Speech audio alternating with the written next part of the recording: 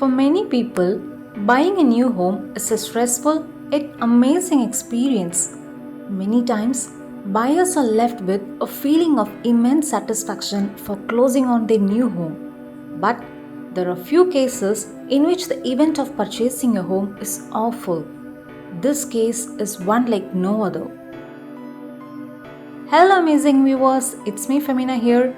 If this is the content you would be interested in, do subscribe and click the bell right away.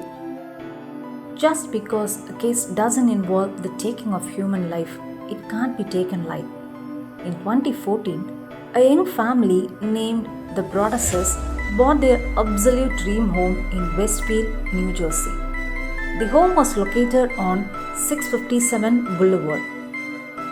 For Derek and Maria Broaddus, this was a dream come true.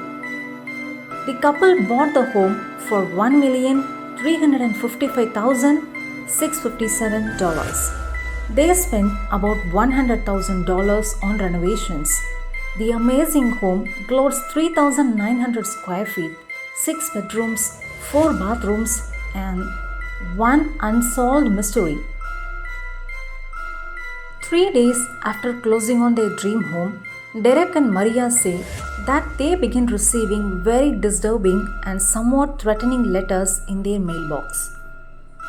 In the letters, the person writing identifies themselves as the watcher, but keeps their real identity to themselves. The watcher wrote letters to the Broaddus family identifying details such as the family's car, the contractors whom they brought in to renovate, and even the couple's 3 children. The anonymous writer says that they are keeping a close eye on the home. The letter started off with warm words of welcome, but soon devolved into bizarre and threatening passages.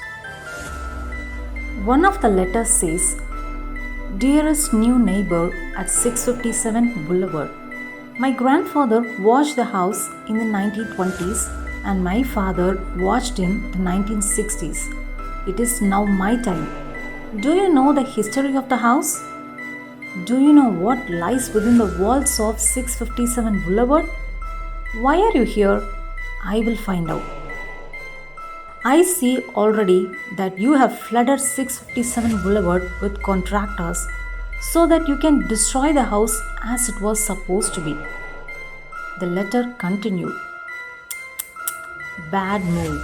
You don't want to make 657 Boulevard unhappy. The second letter from the watcher arrived 2 weeks after the first.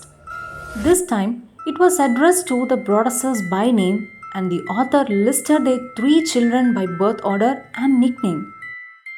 Even more disturbing, the watcher noted the Broadduses' 3 children and asked, "Do you need to fill the house with the young blood I requested?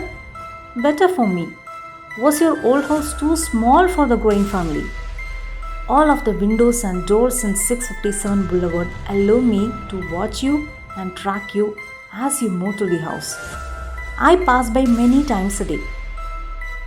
657 Boulevard is my job, my life, my obsession. Will the young blood play in the basement? If you were upstairs, you would never hear them scream. Will they sleep in the attic? Or will you all sleep on the second floor? Who has the bedrooms facing the street? I will know as soon as you move in. It will help me to know who is in which bedroom. Then I can plan better. Have a happy moving in day. You know, I will be watching." After getting a second letter, Derek and Maria begin to feel panicked. They put their renovations on hold and stopped taking their kids to the house. A third letter arrived a couple of weeks later. "Where have you gone to? 657 Boulevard is missing you." The very chilling letters greatly affected the family's mental health and morale. They quickly started moving their belongings into the home and moved in with Maria's mom until the letters stopped. In their haste, the family hired many people in order to track down the writer of the letters.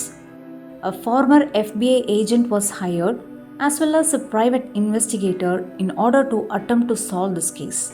However, No new information was provided with the new hirings. The Westfield police were also heavily involved in the investigation. They did handwriting tests, DNA testing, and talked to neighbors. Despite their efforts, they were unable to provide any leads. One popular theory suggests that the Broadduses themselves sent the letters for national media attention and insurance money.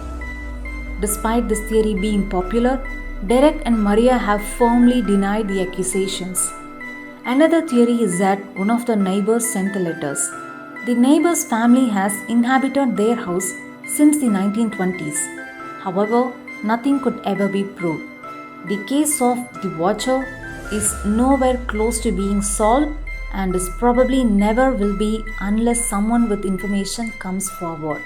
The family planned to demolish the home and replace it with 2 houses, but the local planning board rejected their application. Their plans were not approved, but a final letter from the Watcher arrived threatening to exact revenge on them if they harmed the house. Maybe a car accident, maybe a fire, maybe something as simple as a mild illness, maybe the mysterious death of a pet. Loved ones suddenly die. Planes and cars and bicycles crash. Bones break. They ended up relisting the home. However, no one bought the house. Instead, they rented the home to tenants. At last, they sold it in July 2019 for approximately $959,000 at a $400,000 loss, according to an online real estate database. The last letter that came from the anonymous writer was in 2017. In that letter, they claimed that the Watcher won. It is unclear if and when the Watcher will send another letter. This mystery is far from being over. See you in another video. Bye bye.